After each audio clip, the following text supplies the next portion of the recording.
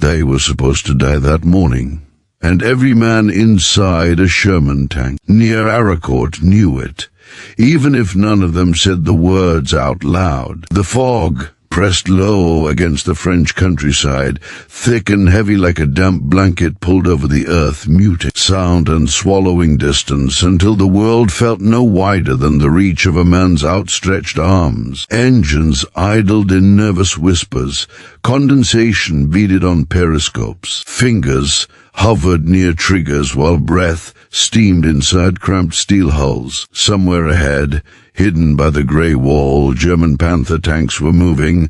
Their presence felt more than seen, announced by a low mechanical growl that vibrated through the ground and into the bones of the waiting Americans. Most of the men were young enough to still remember the smell of freshly turned soil back home. They had grown up waking before sunrise to feed livestock, fixing broken fences, and learning how to judge distance by eye rather than by ruler. The army had taken those instincts, sharpened them, and sealed them in olive-drab machines that rattled and shook like angry tractors. The M4 Sherman was reliable, easy to maintain, and unforgiving when hit. Everyone knew the stories. One clean shot from a Panther and a Sherman could turn into a rolling coffin. The men knew this, accepted it, and stayed anyway. The order had come quietly, passed down through tank commanders leaning close to one another, voices barely audible over engines and the soft hiss of fog. Hold position. Let them come. Do not fire until you are sure. For the Americans, waiting was the hardest part. Every second stretched long, each imagined sound threatening to become the first shell of the day. Sweat trickled down spines despite the chill, pooling beneath helmets and soaking into uniforms already stiff with dried mud. Somewhere in the mist, a German commander believed he was about to smash through scattered American forces with superior armor and discipline. He had studied the Panther's specifications, trusted in its sloped steel and long gun, and believed that courage and machinery would be enough to reclaim lost ground. What he did not know was that the Americans were not retreating.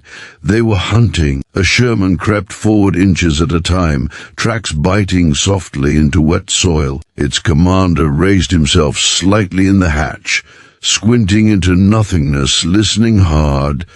The fog distorted everything. Sound bent and echoed strangely, making distance impossible to judge. A twig snapping could sound like a tank shifting gears. A far-off engine could feel close enough to touch. The men learned to trust their instincts, the same instincts that once told them when rain was coming or when an animal was nearby but unseen.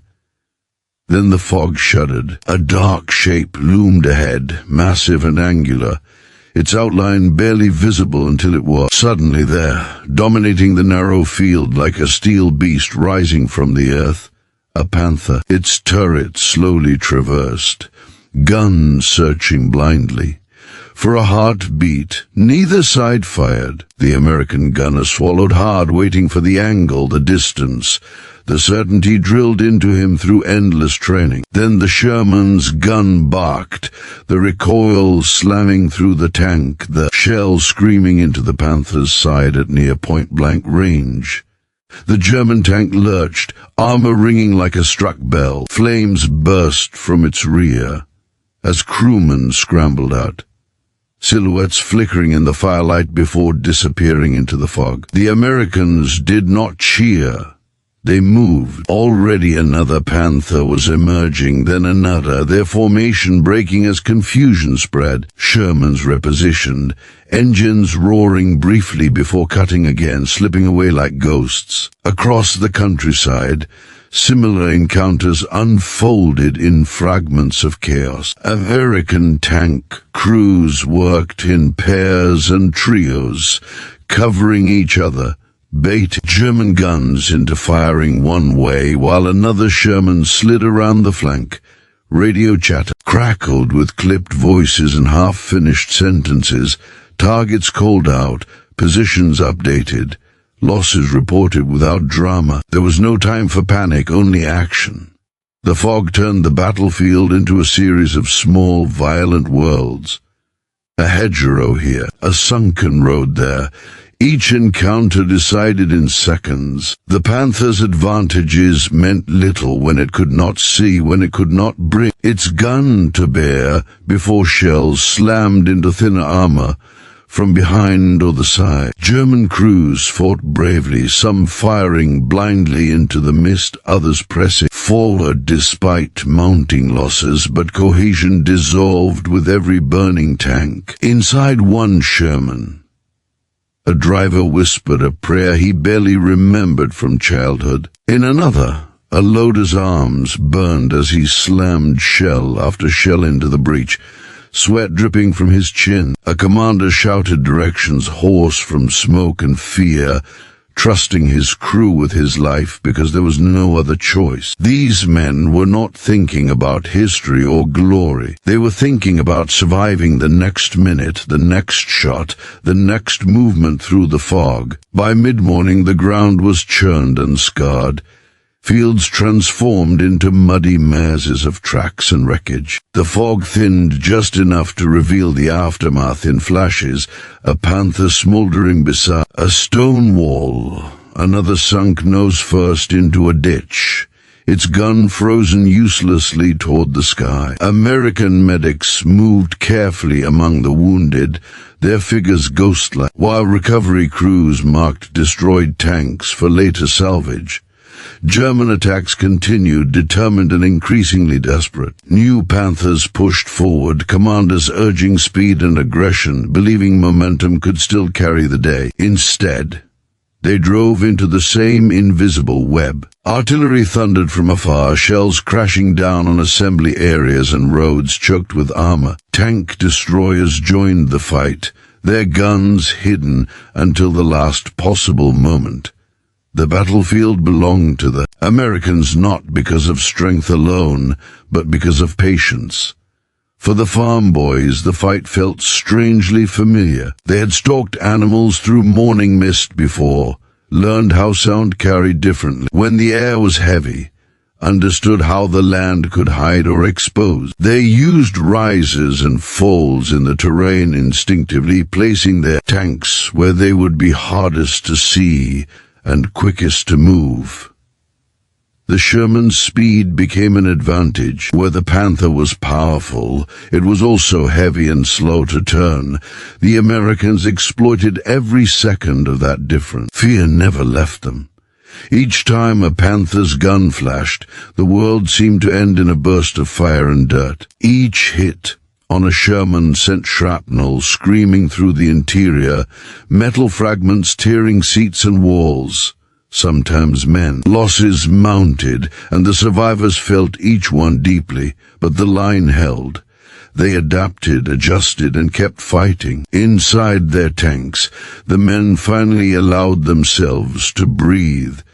Some laughed softly, the sound thin and disbelieving. Others sat in silence, staring at nothing, replaying moments they would never forget. They did not yet know the scale of what they had done.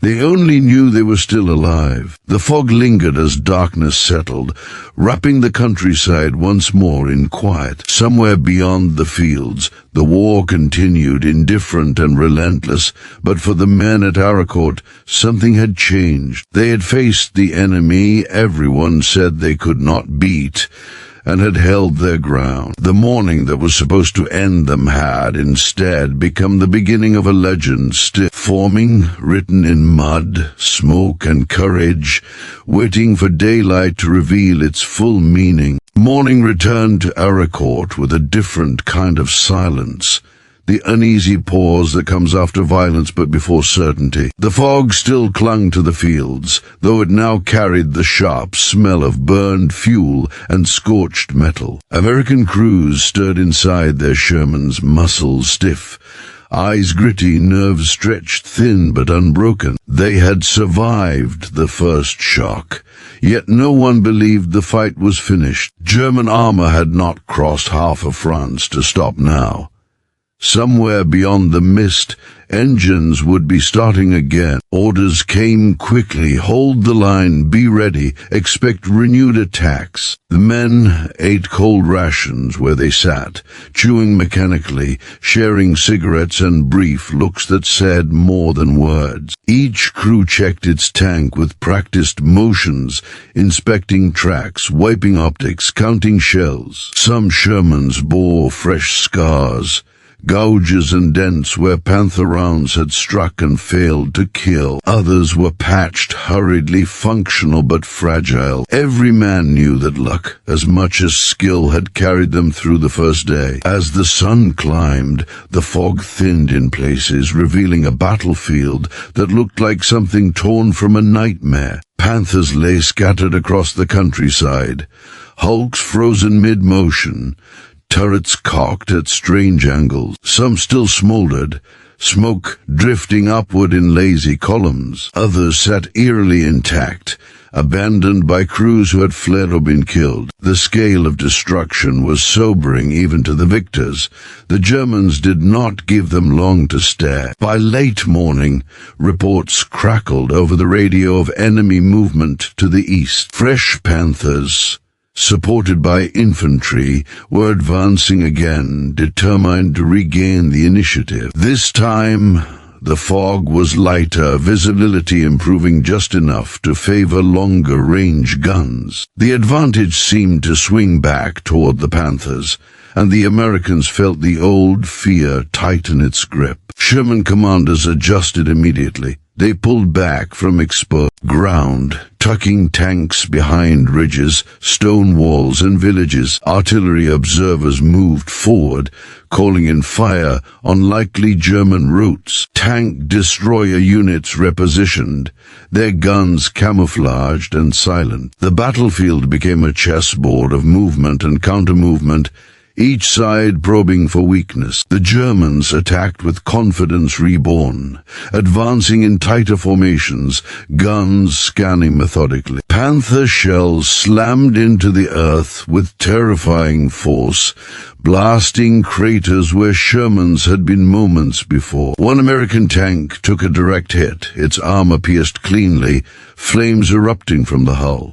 The crew never had a chance. Nearby Shermans swerved instinctively, crews fighting panic as they maneuvered away from the smoking wreck. Yet for every loss, the Americans responded with discipline. They did not chase Panthers across open ground. They waited. When German tanks crested ridgelines or funneled through narrow approaches, American guns opened up from multiple angles. Shermans fired, reversed, shifted position, and fired again, refusing to stay still long enough to be targeted. Tank destroyers punched holes in Panther columns.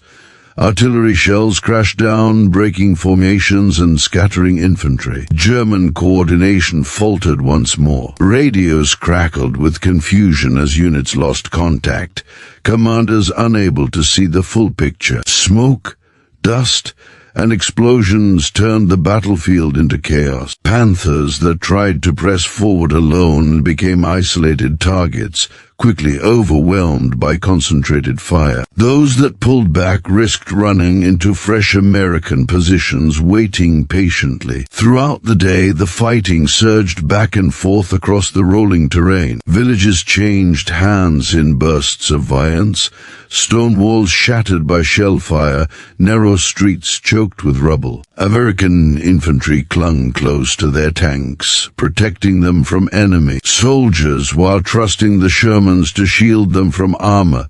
The cooperation between arms became seamless, born of necessity and shared danger. Inside one Sherman, a gunner named Tom felt his hands trembling as he tracked another Panther through his sight. He thought briefly of home, of his father's farm, of how calm life had once seemed. Then the order came, sharp and clear, and training took over. The shot flew true. The Panther lurched, smoke pouring from its engine deck. Tom exhaled, realizing he had been holding his breath for far too long. Losses mounted on both sides. Medics worked tirelessly, dragging wounded men to cover, patching them up amid the thunder of guns. Recovery crews braved shell fire to tow damaged Shermans out of harm's way, refusing to abandon vehicles that could still be repaired. Each tank saved meant another crew spared, another gun ready for the next fight. By afternoon, the German attacks began to lose momentum. Fuel shortages plagued their advance, and ammunition dwindled faster than expected. Replacement crews lacked the experience of veterans lost earlier, and confidence eroded with every failed push. The Americans, though tired and battered, sensed the shift. They pressed cautiously, reclaiming ground inch by inch, never overextending, always watching flanks. The weather shifted again as clouds rolled in, bringing intermittent rain that turned fields into slick mud. Heavy Panthers bogged down, tracks spinning uselessly,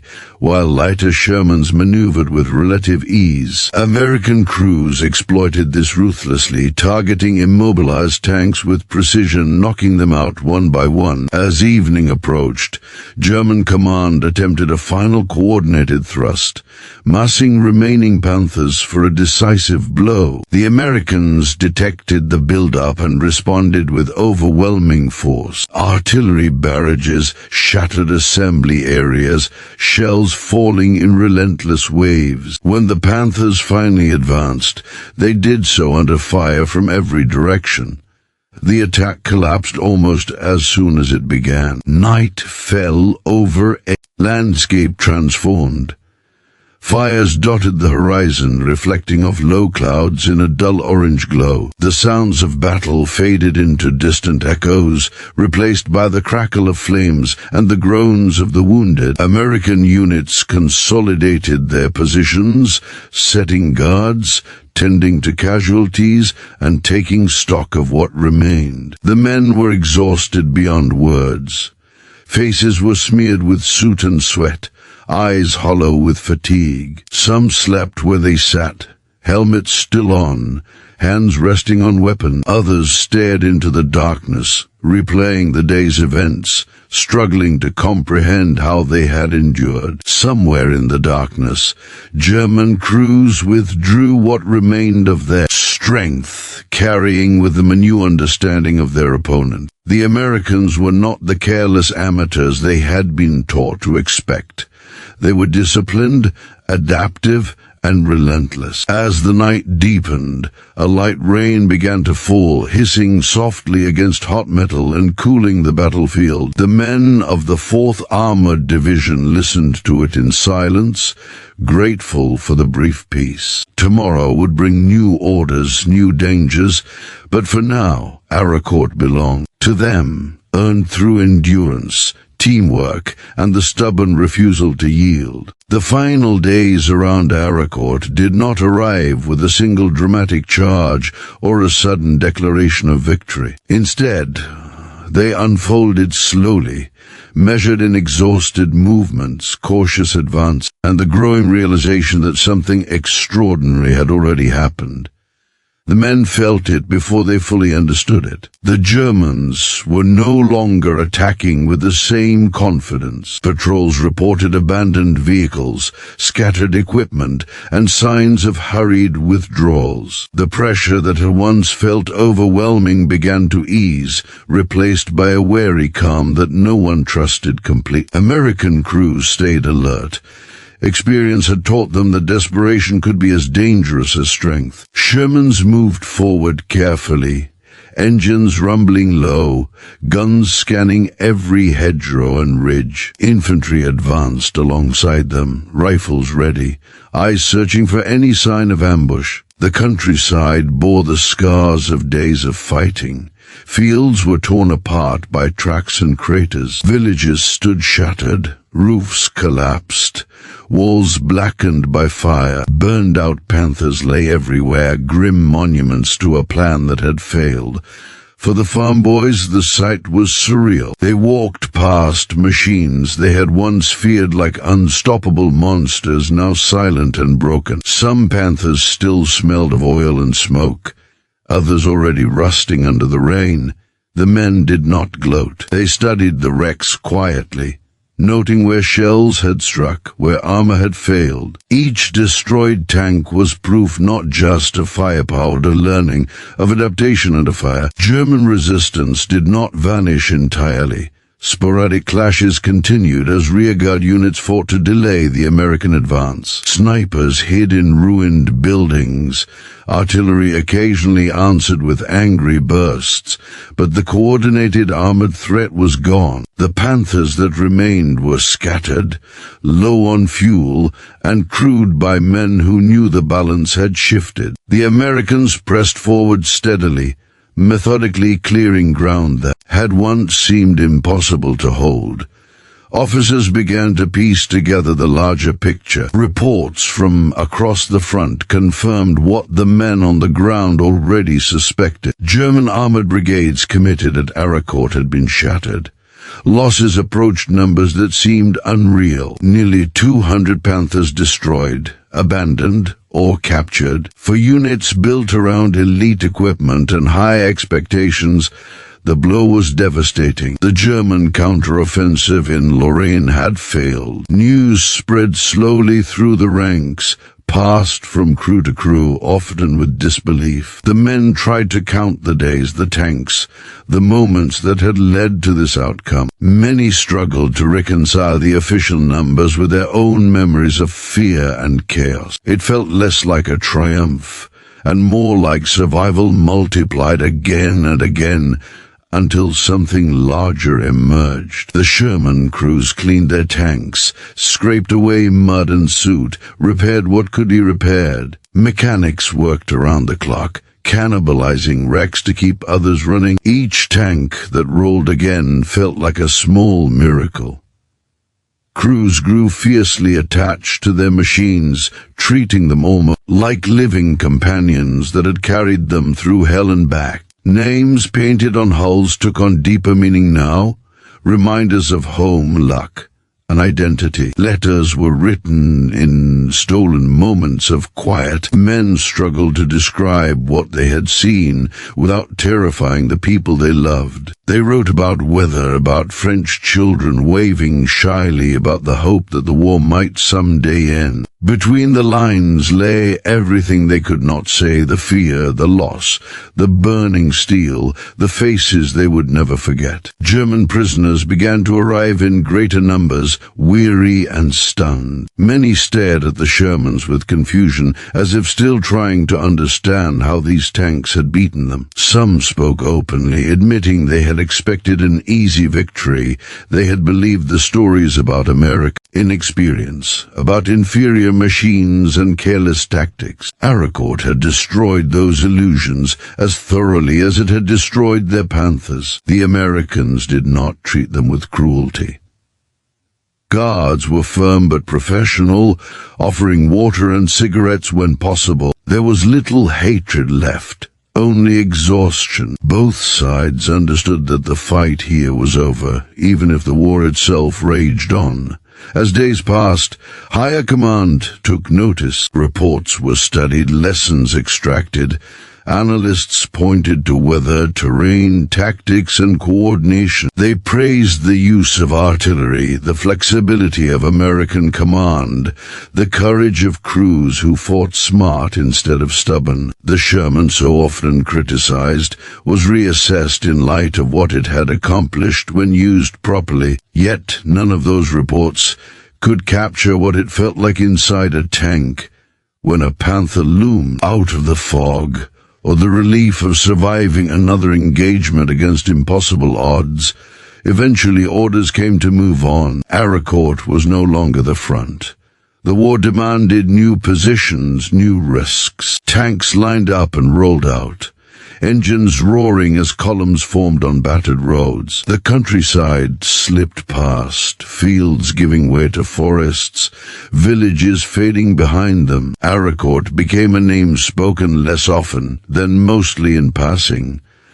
But something remained. The men carried a confidence that no briefing could give and no training could replicate. They had faced the best armored force Germany could field and had not only survived, but prevailed. They trusted each other more deeply now, understood their machines more intimately, and believed in their own ability to adapt no matter what the enemy brought next. For many, the experience reshaped how they saw themselves. They were no longer just boys from farms and small towns pretending to be soldiers. They were veterans who had learned, under fire, that courage was not the absence of fear, but the decision to act despite it. They had learned that ingenuity could overcome brute force, and that teamwork could turn weakness into strength. Years later, when the war was over and life had returned to fields and fences and quiet mornings, Arracourt would surface again in conversations and memories. It would appear in photographs, in reunions, in history books read by strangers. It would be summarized in statistics and analyzed in classrooms. Yet for the men who were there, it would always remain something deeply personal. It was the sound of engines in the fog, the smell of wet earth and burning fuel, the moment when a gun fired true and a threat vanished, the silence afterward, heavy and unreal, the realization that they were still alive. Arracourt was where ordinary Americans proved that superiority on paper did not decide battles, where so-called inferior tanks, guided by determined crews, shattered one of the most feared weapons of the war, where farm boys armed with discipline, intelligence, and stubborn resolve broke the Panthers and kept moving forward. And when the story finally ends, that is what matters most. Not the machines alone, nor the numbers written in reports, but the people who climbed into thin-skinned tanks, trusted each other with their lives, and refused to accept defeat simply because someone else said they should.